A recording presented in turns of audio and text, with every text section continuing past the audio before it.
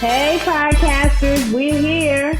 The ladies of Read, Watch, and Wine. And I'm Rhea. Rita. Champagne. And Lynn.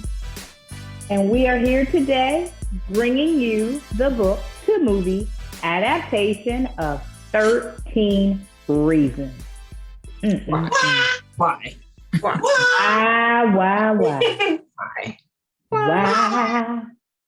What's his name? Jay Asher, right? Jay Asher. Jay Asher is the author. Ooh, what is that you're drinking? Today I'm drinking Stella Rosa Black. Very, very sweet. Stella Black? Yes, it's very sweet. Okay. Stella Rosa. I actually have had 2.5 of these already before we started. Oh, we're in trouble. You're definitely in trouble. I think it's just, mellow me out a little. You know what I mean? But let's go ahead and get started. Okay. What y'all think about this one? What y'all think about this one? So first of all, let's just say who this is. I think it's Lynn's. Rhea's pick. This is Rhea's? It's Rhea's? One of my absolute favorites. I'll tell you about it later, but finish telling me about why you love it. Wow, Rhea. Now, I'm just going to say that this is really impressive. I mean, it was like along the lines of Lynn anyway, to me. Yeah. Good book. If she did not pick it, I was going to pick it. This is Rhea. This book, I'm so impressed because I truly enjoyed this book. It was just a great story. It really was. It really was. It was interesting because how relatable it can be for her. Right. This stuff really happens, So. It's going high school, right? And it's just these little things that take place that, people just don't realize how they have such a horrible impact on somebody's life. It's actually scary because every little thing that happened outside of the rape to her, it seemed minor. Okay, you got the big butt, you're on the big butt list. But it's sort of all of the reactions afterwards. You're like, wow, you never thought about how ignorant people react to those types of things. And you're absolutely right. It was so relatable to me and just eye-opening. And I was having a conversation. Sorry, go ahead.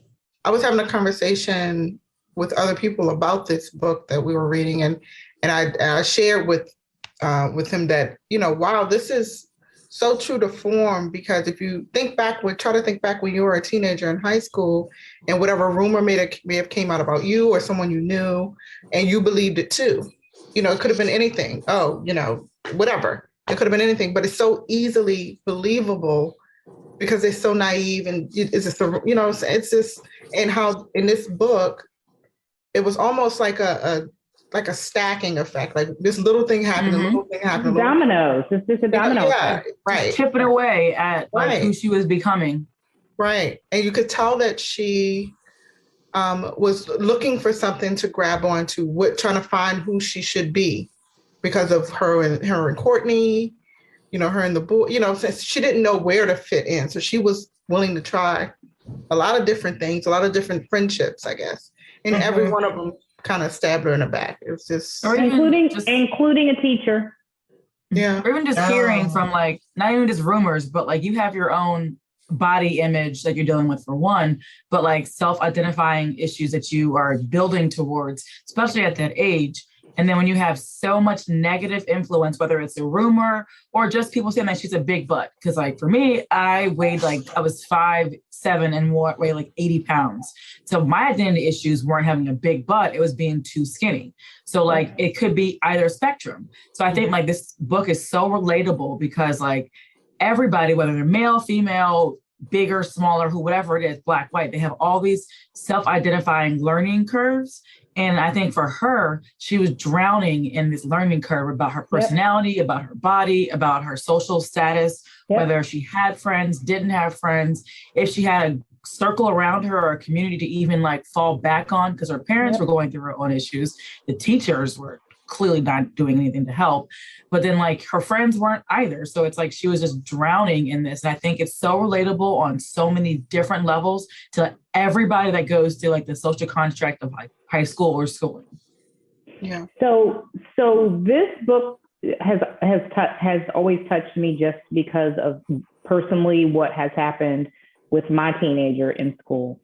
And I always felt like the teachers, specifically Miss Rossiter at Northwest High School at the time, who was the athletic director, truly contributed to the nonsense. And I think that, you know, I have seen time and time again where you have these teachers that get caught up in their position in a school. Maybe they weren't the prettiest, coolest, whatever. They weren't popular. And then they get into high school and they get these positions and it's all the kids love me. It's almost like they go backwards in time and then try to relive it. And you can't do that as an adult because the impact that you have on children, and I'm not saying, you know, they're babies. We're talking about impressionable people that don't realize what they're doing is ignorant. And you feed into it and you even make it worse. And so for me, I actually, when this book came out, I literally bought 15 copies of it. And I went to Northwest High School in Germantown, Maryland, and passed them out to the principal, the assistant principal, the athletic director. You know, I was passing them out because they don't realize how much they contribute to the nonsense. Mm-hmm. It hit home for me so badly. And then also for me, when I grew up, you know, when I was younger, when I was in middle school, it made me think back to things that I did that contributed to other people. And I went out trying to search people like, oh my gosh, I need to go find this person because I remember one time I called them, you know what I mean? You don't realize it. And I think, you know, if I had had an adult, a teacher, because they're the ones that see, you know, the parents don't see the side of you the school sees all the time, but the adults in the school see it. And I just feel like at times, either stay out of it or say something, but don't contribute to the nonsense. So anyway. Right.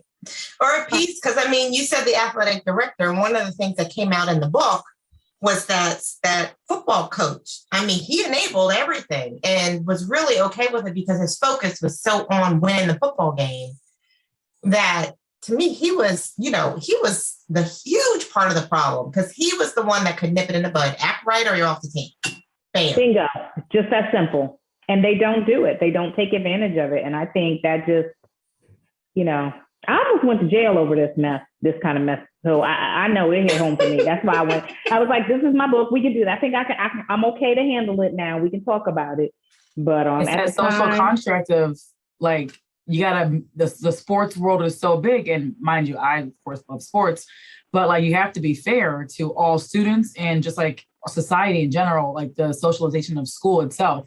Like, yeah, the jocks, they bring in money because donors, donate like sport, athletic equipment or a new stadium or whatever they do. But at the same time, like if there are students that are for one being bullied, but for two that have been like physically harmed, whether it's actual like full on rape or just like the bullying, being shoved in the lockers, head in the toilet, like those small like aggressions add up. And they make a difference. And so they can't be swept under the rug. So for like the football coach and other teachers to be like, oh, he's a jock, he's a football player, he's a baseball like starter. None of that's okay at all. I like the fact that they go into that it's so many different types of bullying. You don't have to touch someone to be bullied. You know, words are just as powerful. We may not think that, you know, being called, you know, best butt or biggest butt is a negative or, you know, but she did, you know, so you don't know how something would affect someone, whether that person may think it as a positive or, you know what I mean? Like you just don't know. Yeah. And you're right. And then the impact, like the immature impact of the guys, like I really believe that she could have probably handled that if it wasn't for all of the ripple effect behind everybody reacted to it. That's the piece that me was like, why are they reacting like that? Like, I don't know. It was just crazy to me. And it just broke my heart because, man, she was hit with a lot. Yeah. Yep. Then also the other people in her class were hit with other issues that had going on, whether they were socially or even just mentally able to like deal with their own issues, that like they wanted to be her friend. But at that same age, when we're all learning at the same time, could you be a good friend at that time if you're going through your own thing? So it's like a double-edged sword. I know. And she gave them all so much of the benefit of the doubt. I'm sorry, Champagne. She did. No, you're just good. like every corner you turn, like this person did her wrong, but then she turned around and was just like, okay, I'm your friend. You know, we can work it out. And bam, they did it again. And I was like, oh my God, just don't try to be their friends anymore. Yeah. I think it's all of the little things that her friends did to her were bad. The one that broke my heart, aside from the rape, was Courtney. After the picture came out of them kissing or whatever, and at the dance, to protect herself, she threw her under the bus, saying she did all this extra stuff that she didn't even have to add on or whatever. It's just, I was just like, dag, like that's cold. I've never, like, that is.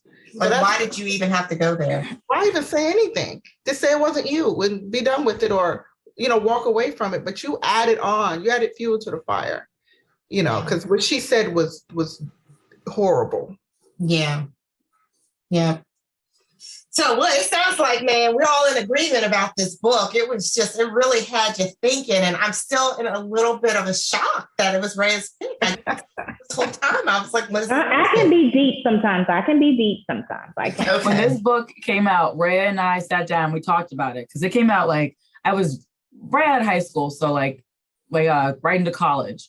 And because she was handling things with her own teenager, my cousin, she also wanted to like check in to make sure like how I was. And so I read the book with Rhea, and then I also bought several copies and handed it to a lot of people that I knew too. And I was like, I know you're not big on reading, but like this is something that's going to help you mentally, physically, and throughout your life when it comes to dealing with like different types of relationships, whether it's boyfriend, girlfriend, two friends, adult, like a teacher versus a student, like all kinds of relationships. Yeah. And so I remember buying my own copies and basically force feeding this down people's throats to read it too.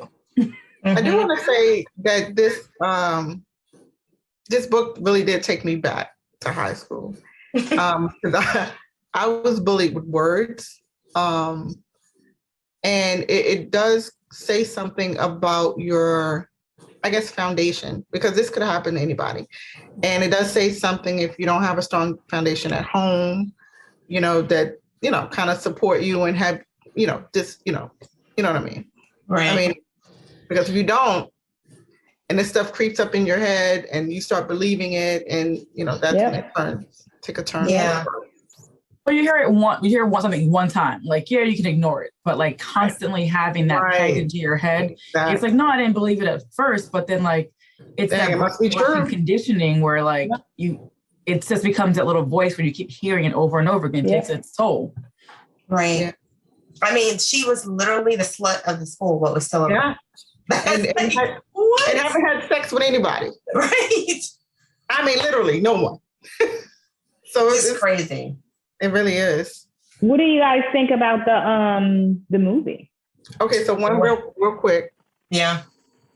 If it wasn't for Clay walking around with this Band-Aid and this cut on his head, I wouldn't have been able to differentiate between what's now and what's he thinking in the past. Right. In the series, you mean? Yes, in the series. Yeah. I mean, they kind of tried to dull down the picture a little bit so it looked a little black. A little bit. Right. They also zoomed into a different angle, too. Yeah. Every time it was a flashback, they zoomed into a different angle.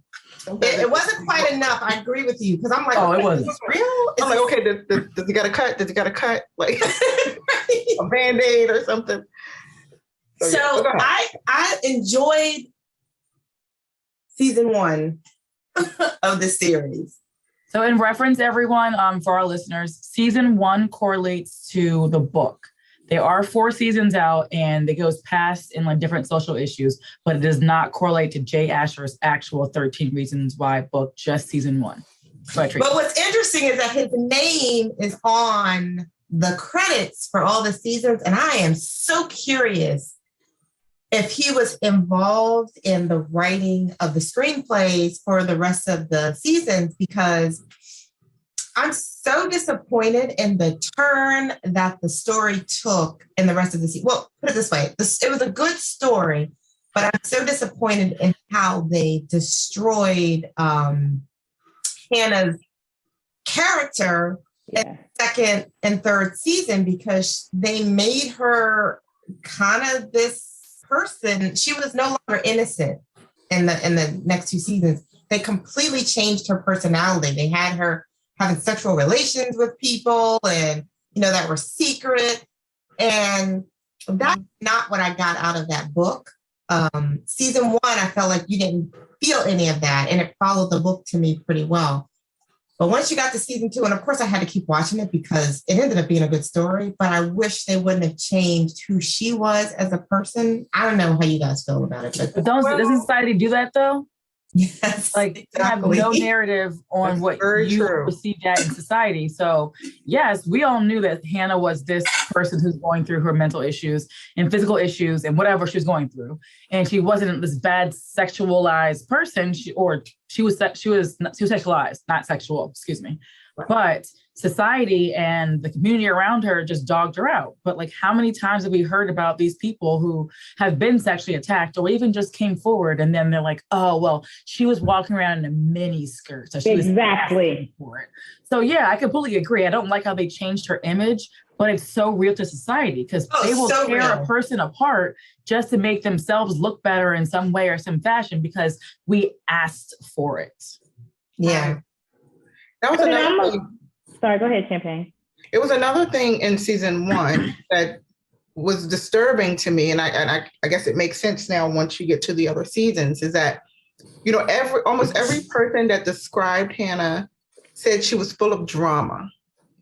I didn't get drama. She was just trying to be friends with people. I didn't feel like she caused drama. Even at one point, Clay was like, when Jeff died in a car accident, he was like, "Oh, you're always making it about you. You have so much drama." I'm like, wait, like, did I miss something? Like, no, she's not dramatic. Because she had emotion. All she had was a little emotion.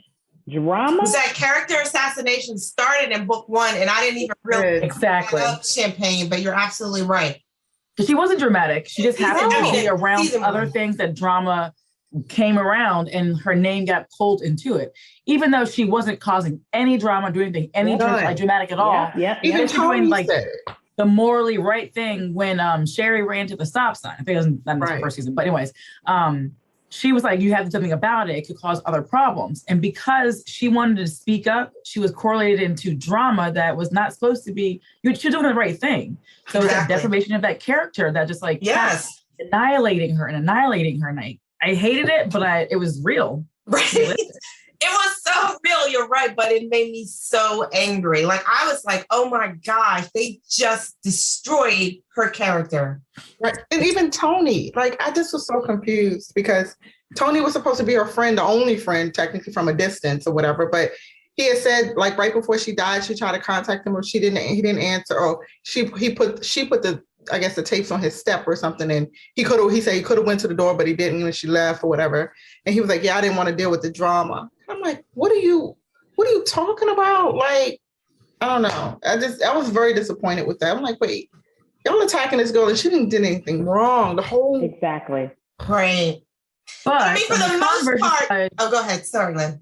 The converse side of it is like, with the other seasons, you saw what Tony was dealing with at home. So maybe it wasn't drama, like to say that she was like, going to be like, oh my God, Tony, do this. But it was more like, I had enough right behind this closed door. Opening this door is going to add too much to my plate that I can't handle. So I see it as drama, but I see it as in like all the other characters had other things going on. And sometimes you can't be there for other people if you can't be there for yourself. And so that's the way that I was kind of taking it from the other seasons. The first season, I was like, Tony, open the fucking door. Right. But the rest of them, I was like, all right, he had just as much going on with his own life and family too. Right. Yeah. So, I mean, if you guys want to talk a little bit about the differences, I don't know if Champagne has a long laundry list because there were a lot of differences that were not relevant, but annoyed me. I can't understand. I'm going to say, Like from the shoe store to the drugstore. Like, why? What? Right. And then the lawsuit, I get why they had to incorporate the lawsuit because they had to have it to continue on with the other seasons. But I don't know.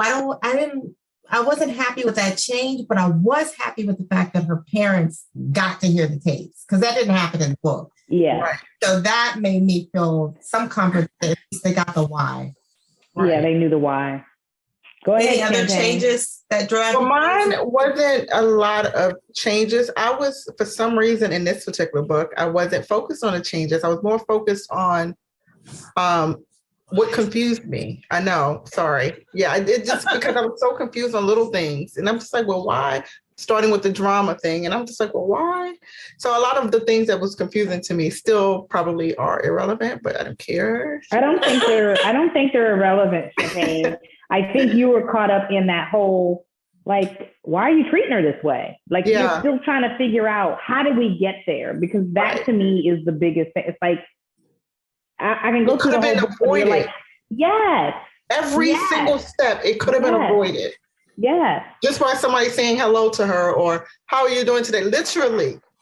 Like, or even just saying, I'm at my personal threshold. I got a lot going on. I love you, but I just can't be all that for you right now.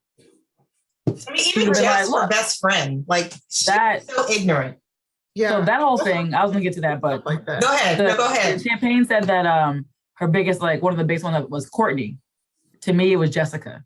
Like, I get that you wanted to not acknowledge what happened to you personally, physically. Cool.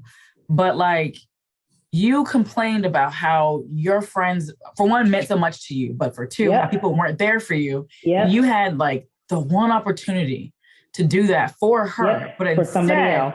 You chose to like just back away from like life.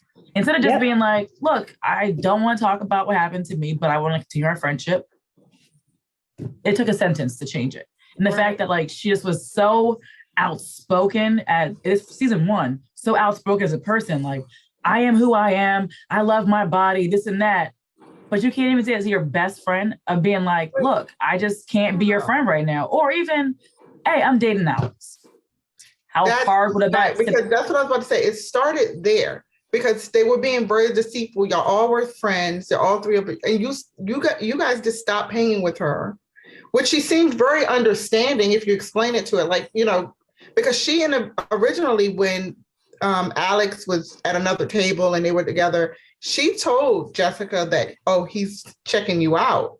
So she was cool with that. But then y'all all became friends and then y'all cut her off and then try to, you know, still hanging out without her. That feels just like a jab. If y'all it's just like, what's wrong with me? What's wrong with me that y'all did this to me? That's just one more thing of what is wrong with me. Exactly. They created the drama in her head, as in like, she's not gonna like us being together. And she was like, y'all, I'm cool, we're friends. Right.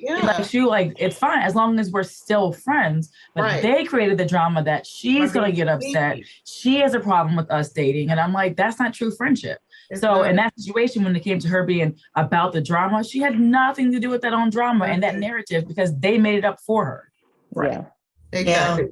Little things. Jay actually did a wonderful job. Like, he hit so many different things that I feel like we could talk for 2 days about this book because oh Lord, I got a whole list of stuff that I had to like make bullet points to narrow it down so this was 2 hours long. Exactly. So, but Lynn, was there a change in season 1 that you absolutely hated?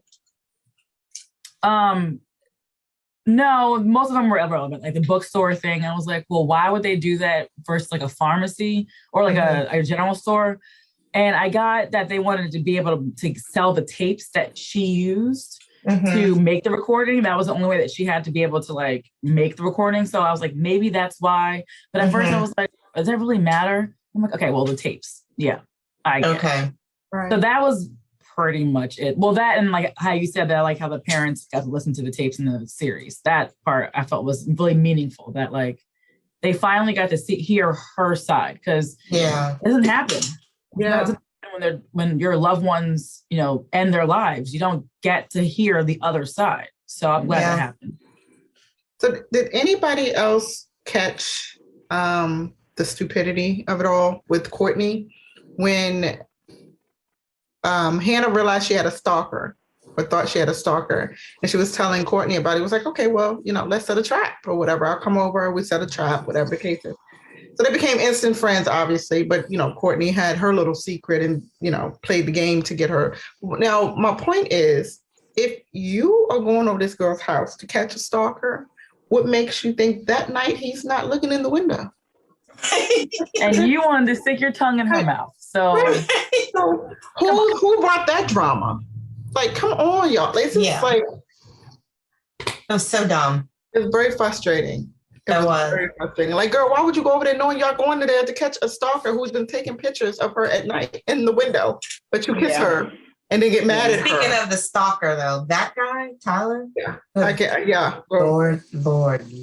True. Also true. Characters. Also true. His character. Now I can't remember like his rape. That wasn't in season 1, right? Okay. So later on in the story, the way they developed his character, now his character broke my heart. Like I could cringing, like, oh my God. Even before the way that he was treated, that just broke my heart too. Yeah, it was just crazy. So let me just tell you one thing that made me want to scream in the series was how long it took Clay to get through them damn tapes. Bruh. I promise you. He was like, boom, boom, boom. In the series, I'm like, let this episode end with that Joker pulling the things off his ears, talking about I'm not listening to him anymore. I was like, listen to them damn tapes. Even on the mountain with Tony, they get through like one tape. I'm like, bro, why couldn't you take him there 6 episodes ago so we would have gotten through all of them? Exactly. Even Tony was like, dang, you taking the longest with these tapes. Like, oh, nobody takes this long. Even at the end, they showed the prince, the counselor, finishing his last tape. Like, dude. In one day. Now we all would have finished out. I mean, we're older, but we've all listened to a cassette and had to like turn around to like side B. Yeah. It doesn't take that long. It doesn't. At all. We've all listened to a whole cassette tape, front and back, being as our age. It doesn't take that long. No. Right. At all. Even with 13 of them, not that long. Right. That's the only way to listen to the Escape album. Right. You know what's scary is what was his name? The rapist. His character. Bryce. Well, how could I forget that? Bryce Walker. How true that is, because some of these guys out here who committed rape or maybe thinking about or have thought about the explanation, they truly believe that. Oh, she wanted it, or she was making flirty eyes at me. Like, no, I wasn't. I was trying to get out of the Right. She didn't say, no, I don't want to have sex in that exact title. Because every woman wants every man 24 hours a day. Like, they just want them so and that's bad. The scary part, because it really is people out there like that. Mm-hmm. That's very scary. Yeah. That's a slippery slope that I'm not going to go down, because I have a whole thing about that entitlement, especially with straight men and gay men. Yeah, that whole every gay man wants them type thing literally just drives a nail. But I have to go down that rabbit hole. But I feel the same way about that, about how every man feels that every woman has to be attracted to them. No, absolutely not. And then at that, like, I mean, you don't have to say no. You can just not do it. Like, it doesn't have to be like a conflict between a male and a female being like, oh, no, we don't have to have sex. No, I don't even have to bring that up in conversation. Right. Like, if I don't want the broomstick on the left, no. It's a no. No, but not everyone wants Hill, Trika. Okay. Yeah, that whole I could talk about 2 hours. I mean, I'm with you, Lynn. I'm so there, because I'm like, dude, like, what makes you think that everybody wants you? I mean, and I had that in high school all the time, and I was just like, I'm sorry, what, who, what kind of billboard did you read that on? Because it's not true about you at all. There's a flyer that I missed, like a brochure, because nobody wants you. And if they do, it's literally the little devil on your shoulder telling you that, because it's not actually true. Right. And if you actually knew the names that we were kind of calling you behind your back, I wouldn't stand up in the cafeteria and be like, raise your hand if you want so-and-so. Nobody? Yeah, it's just you. Right. And This is why I just had to sit by myself sometimes and be like, my mouth, that doy mouth about to come out. I was like, okay. All right, well, listen, let's move to characters because we've been talking about this. Let's move to cast. I don't know how you guys felt about the cast, but I just love that Jay Ashner gave no concrete descriptions of each character. So when they did the series, the diversity of the characters were phenomenal. And I loved it. There wasn't a lot of it's outstanding attached to each character and the way that they sort of were, except for like the jocks. But I just thought the diversity was awesome. I did too. Hannah was absolutely beautiful to me. To the perfect pick. That's kind of what I imagined, I guess. This, girl next door kind of look. She nailed that accent too, because I didn't even know she was didn't have an American accent until I heard her interview. She doesn't? She doesn't? No, I think it's either British or from New Zealand. I don't know actually, but it's not from America. Yeah, I love her. I didn't know that. She killed it. To be her first major role, I was like, I mean, for one, she's beautiful, that perfect girl next door look for this book. But when I heard her talk, I was like, this chick is so talented. Wow, I didn't know that. I didn't know that either. Now that is impressive. Clay didn't have an American accent. I don't know why. For some reason, I felt like I heard an accent in his voice, but I didn't research this to find out anything about him. Yeah, he will forever be Clay from this. All I see is Clay every time I see him now. And I just saw him in a preview of another film too. And I was like, Clay. I feel like it's hard because they each made their role. They did a good job to me as an actor, as a character. And I feel bad for people like Bryce. I mean, I picture her that little jock rapist now. So hopefully in the next movie he could change that around. But I'm gonna be like, man, I still don't even like you. Right. It's gonna be like how I am with Danny Glover. I used to be with Danny Glover after Color Purple. I hated him. Still do. Sorry, still do. And it's not who they are, clearly, but when they had the little pop-ups that said, hey, look, reach out for help, he would talk. And I'm like, dude, you're a really good actor that I hate you even talking right now. Why are you sitting with everybody else talking about get help when this is all your fault? And I thought about it. I was like, good actor, but you hate them after the fact. Get yourself together. Yeah. Right. So did you become part of that show? You did Araya. Right. I know. Right. I was sitting in those bleachers too. Rhea, you're awfully quiet. Is that the wine? I think part of it is that Rhea knew this was all going to happen in this conversation. And she just sitting back being like, this is why I chose that book to talk about. Right. And exactly. See. Well, I'm glad you chose it. It was a great book. And I mean, for anybody watching this, go and read the book. Please read the book before you watch the series. Well, yeah, read the book first. It really helps to give you some foundation of the character and a lot of what we've been discussing. And then if you are part of any youth groups, I would encourage you to buy it, similar to what Ray and Lynn did, and hand it out because it could encourage conversation and get folks talking. I hope when we start our outreach, we can use this book with one of our young adult, community teams that we work with because exactly. To get some discussion about making sure you engage people and talk to them. Yes. Exactly. They also just finish the whole series. I know it's a lot, but I personally had a lot going on that was similar. We had the sniper while I was in school. We had somebody actually commit suicide at my high school while I was there. So I had a lot of issues that we needed grief counseling to talk about, and that this show starts that conversation. And so I think that just keep watching straight through. You can have adults can talk to their kids. Kids could actually bring it up to adults. It might not be your mom or your dad, but your godmom, your uncle, laid down the street that you always go and get the extra snacks from. It can be anybody that you trust. Right. I think it's a good conversation starter between just for mental health and physical health, mental health too. Yeah. I think you're right, Lynn, because the series, as it goes on, touches on so many other issues outside of suicide. It really continues this dialogue of challenges that the kids are facing in high school. So Yeah, finish the series. I'm struggling. I think I still have one more season, but I'm just, I was kind of over like the drama, and I had a hard time with that last season, but the storyline was good. Right. Can't hear you. I see your lips moving. There you go. Really? Okay, can I give my assessment?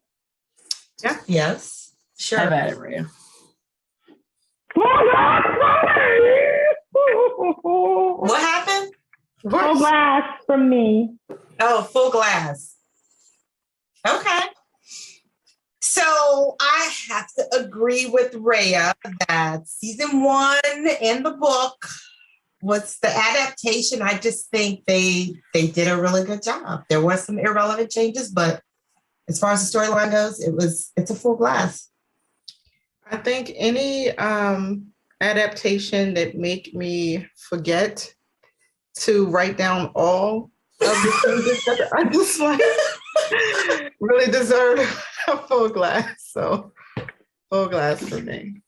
I also give it a full glass. I enjoyed the book so much. And then when I watched the series, I was like, if they mess this up, like I'm Googling Jay Asher's house and been like, where were you?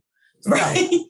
I'm very glad that it did not disappoint. And I'm very glad that like he actually was in on the adaptation to make sure it stayed true enough to make that same impact that it gave his readers as it gave his watchers. So full glass from them.